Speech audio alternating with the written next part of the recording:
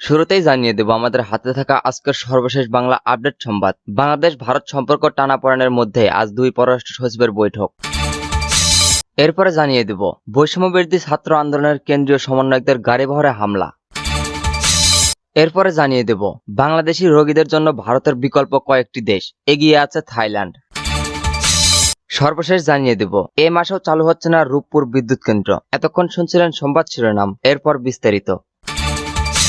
বাংলাদেশ ভারত সম্পর্ক টানাপোড়েনের মধ্যে আজ দুই পররাষ্ট্র সচিবের বৈঠক। বাংলাদেশ ভারত সম্পর্কের টানাপোড়েনের মধ্যে আজ সোমবার সকালে ঢাকায় আসছেন ভারতের পররাষ্ট্র সচিব বিক্রম মিশ্রি। দুই নিকট প্রতিবেশী দেশের মধ্যে উত্তেজনাকর পরিস্থিতির মধ্যে অনুষ্ঠিত হচ্ছে পররাষ্ট্র সচিবদের বৈঠক। গত সপ্তাহে সংখ্যালঘু নির্যাতনের অভিযোগে আগারতলায় বাংলাদেশ মিশনে নজিরবিহীন হামলা করে স্থানীয় হিন্দুত্ববাদী কয়েকটি সংগঠন। এর প্রতিবাদে পরদিন ঢাকায় ভারতীয় হাইকমিশনারকে পররাষ্ট্র মন্ত্রণালয় তলব করে কড়া প্রতিবাদ জানায় বাংলাদেশ। শেষ মুহূর্তে দুই পররাষ্ট্র সচিবের পুনর্নির্বাচিত বৈঠক নিয়ে কিছুটা হলেও সংশয় তৈরি হয়েছিল। পররাষ্ট্র সচিব মোহাম্মদ জসিমউদ্দিনের সঙ্গে বৈঠকে অংশ নিতে ভারতের পররাষ্ট্র সচিব বিক্রম মিশ্রি তার সকালে ভারতীয় বিমান বাহিনীর একটি বিশেষ ফ্লাইটে ঢাকায় আসছেন। শেখ হাসিনার নেতৃত্বাধীন আওয়ামী লীগ সরকারের পতনের পর এটি হবে ঢাকায় বাংলাদেশ ও ভারতের মধ্যে উচ্চ পর্যায়ের কর্মকর্তাদের প্রথম বৈঠক। ভারতের পররাষ্ট্র সচিব হিসেবে এটি হবে বিক্রম মিশ্রির প্রথম বাংলাদেশ সফর। খসড়া সূচি অনুযায়ী তিনি পররাষ্ট্র সচিব মোহাম্মদ জসিমউদ্দিনের সঙ্গে আনুষ্ঠানিকভাবে আলোচনার আগে একান্ত বৈঠক করবেন। সচিব পর্যায়ের বৈঠকে অংশগ্রহণ শেষে যোগ দেবেন মহান্ত ভোজে। এরপর তিনি পররাষ্ট্র উপদেষ্টা মোহাম্মদ তৌহিদ হোসেন ও প্রধান উপদেষ্টা ডক্টর মোহাম্মদ ইউনূসের সঙ্গে সৌজন্য সাক্ষাৎ করবেন।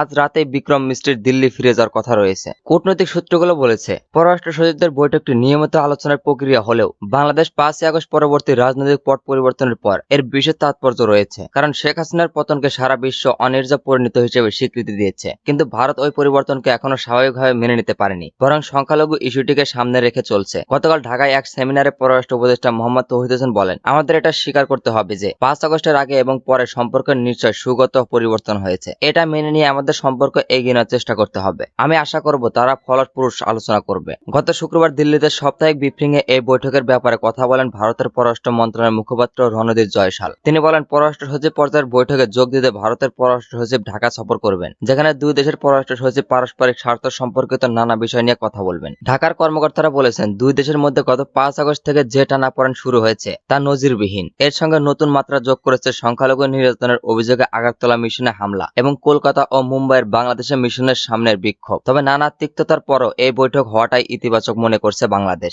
জানা গেছে ভারতের পররাষ্ট্র সচিবের সফরে বেশ খানিকটা গোপনীয়তা রক্ষার বিষয়ে দুই পক্ষ সম্মত হয়েছে। তাই আলোচনায় বসে আগে কোনো পক্ষই জনমুখে কিছু জানতে রাজি নয়। ঢাকা দিল্লি সম্পর্কের নানা টানাপোড়েনের জেরে গত 4 মাসে বিজিবি বিএসএফ মহাপরিচালক পর্যায়ের বৈঠকটি স্থগিত হয়ে গেছে। 18-20 নভেম্বর দিল্লিতে বৈঠকটি হওয়ার কথা ছিল। তবে গত অক্টোবর ও নভেম্বরের দুই দেশের কর্মকর্তাদের মধ্যে পানি বন্টন, স্থল সীমান্ত ও স্থল বন্দর বিষয়ে কর্মকর্তা পর্যায়ে 3টি বৈঠক হয়েছে। এর মধ্যে অক্টোবরে ঢাকায় যৌথ নদী কমিশনের সদস্য গঙ্গার পানি গ্রহণ নিয়ে কারিগরি বৈঠক করেন। নভেম্বরে কলকাতায় স্থল সীমান্ত বিষয়ক নিরাপত্তা কমিটি এবং একই মাসে স্থল বন্দর বিষয়ক জয়েন্ট ওয়ার্কিং গ্রুপের কর্মকর্তারা বৈঠক করেন দিল্লিতে।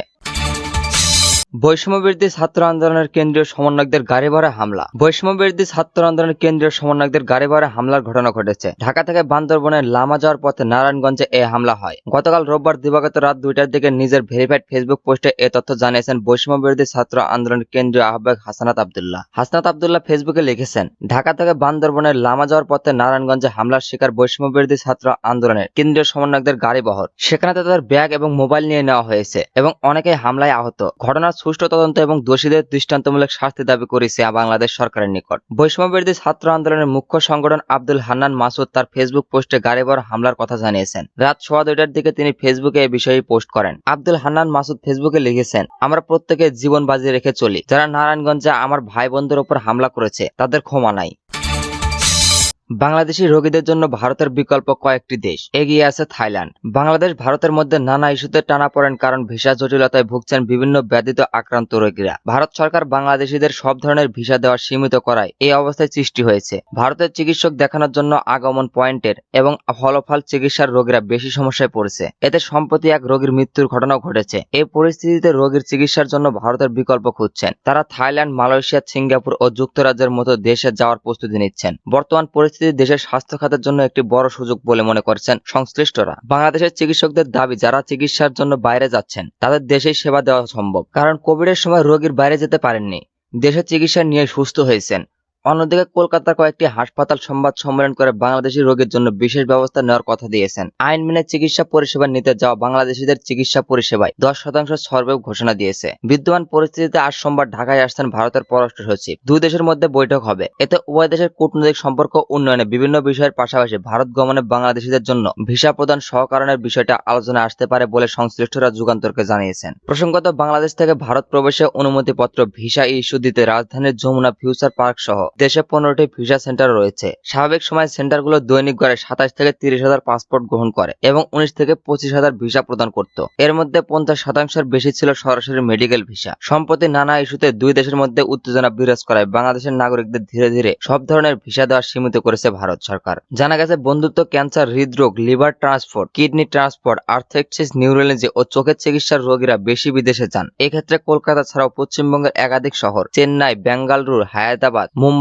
ও দিল্লিতে অবস্থিত হাসপাতালগুলোতে বেছে নেন। সেখানে উচ্চমূল্যক চিকিৎসা করাতে গিয়ে প্রতি বছরের দেশের অর্থ বাইরে চলে যায়। কিন্তু গত কয়েক মাস ধরে এই ব্যথায় ঘটছে। মানুষ চিকিৎসার জন্য দেশ ছেড়ে যেতে পারছে না। এ প্রসঙ্গে নারায়ণগঞ্জের বাসিন্দা শাফায়েত হোসেন যুগান্তরকে জানান, তিনি সহ পরিবারের 3 সদস্য নিয়মিত ভারতে চিকিৎসা নিতেন। 5 আগস্টের পর ফলাফলের জন্য 3বার চিকিৎসকের মেইল পেয়েছেন, কিন্তু ঢাকার ইন্ডিয়া ভিসা সেন্টার ভিসা দেয়নি। যথাসময়ে প্রয়োজনীয় চিকিৎসা না পেয়ে গত মাসে তার ক্যান্সার আক্রান্ত বোন মারা গেছেন। ভারতীয় ভিসা জটিলতায় পরিবারের অন্য সদস্যদের চিকিৎসায় এখন থাইল্যান্ডে যাওয়ার চেষ্টা করছেন। সংশ্লিষ্টরা যুগান্তরকে বলেছেন, বাংলাদেশে ভারতের যত ভিসা সেন্টার রয়েছে অন্য কোনো রাষ্ট্রে তা নেই। ভারতীয় মেডিকেল ট্যুরিজম শক্তিশালী ভূমিকা রাখায় 2022-2023 সালের তুলনায় চলতি বছরে 2024 বাংলাদেশ থেকে ভারতে চিকিৎসা নিতে যাওয়া রোগীর সংখ্যা বেড়েছে 47 গুণ। ভিসার চালুর পর বছর শেষে এই হিসাব আরও বাড়তে পারে। বাংলাদেশের স্বাস্থ্য অর্থনীতিবিদরা বলেছেন, গত বছর 2023 চিকিৎসার খাতে বৈধভাবে $156 বিলিয়ন অর্থাৎ বাংলাদেশি মুদ্রায় 17,000 কোটি টাকা বিদেশে নেওয়া হয়েছে। এগুলো গেছে ভারত, থাইল্যান্ড, সিঙ্গাপুর, যুক্তরাজ্য সহ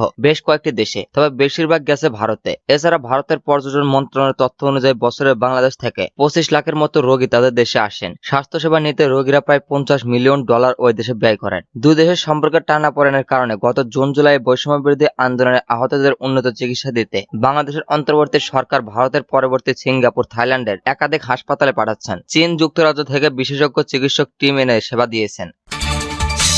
এ মাসেও চালু হচ্ছে না রূপপুর বিদ্যুৎ কেন্দ্র। 2024 সালের ডিসেম্বরে পাবনায় রূপপুর পারমাণবিক বিদ্যুৎ কেন্দ্র চালুর কথা থাকলেও গ্রিড লাইন প্রস্তাব না হয় বিদ্যুৎ উৎপাদন করা সম্ভব হচ্ছে না। প্রথম দফায় পৌঁছানোর পর 2023 সালে বলা হয়েছিল চলতি ডিসেম্বরে প্রথম ইউনিটে উৎপাদন করা শুরু হবে, কিন্তু 5 আগস্ট পরবর্তী রাজনৈতিক অস্থিরতায় কয়েক মাস সঞ্চালনা লাইনের নির্মাণ কাজ বন্ধ থাকায় উৎপাদনে যাওয়া সম্ভব হচ্ছে না বলে জানিয়েছেন প্রকল্প সংশ্লিষ্টরা। সব প্রস্তুতি শেষ করে পরীক্ষামূলক উৎপাদনে যেতে আরও 6 মাস সময় লাগবে বলে শীর্ষ কর্মকর্তারা জানিয়েছেন। প্রকল্প সূত্র জানায়, বছরখানেক আগে 40 সহ মূল অবকাঠামোর নির্মাণ শেষ হয়েছে। বিগত বছরের অক্টোবরে 5 দফায় রাশিয়া থেকে জ্বালানি প্রথম চালানো রূপপুর পৌঁছেছেন, কিন্তু গ্রিড লাইন প্রস্তুত না হয় বিদ্যুতের